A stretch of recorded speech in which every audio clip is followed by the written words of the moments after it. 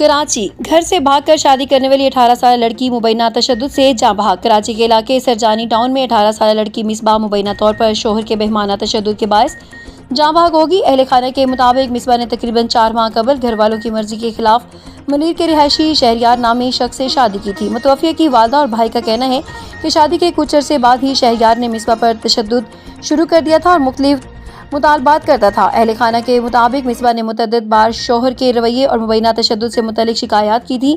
अहले खाना का इल्ज़ाम है कि शहरियार ने मिसबा के शदीद जिस्मानी तशद्दुद का निशाना बनाया, जिसके बायस वो जख्मी हालत में अपने घर पहुंची। तिबी इमदाद के बावजूद उसकी हालत बेहतर न हो सकी और पीर और मंगल के दरमियानी शब वो दम तोड़ गई। वाक़े की इत्तला मिलने पर पुलिस ने लाश को तहवील में लेकर अब्बासी शहीद अस्पताल मुंतकिल किया और कानूनी कार्रवाई शुरू कर दी। पुलिस के मुताबिक वाक़े के मुख्तलिफ पहलुओं से तहकीकात जारी है, जबकि मुकदमा दर्ज करने के हवाले से आला हुकाम की हिदायत के बाद फैसला किया जाएगा।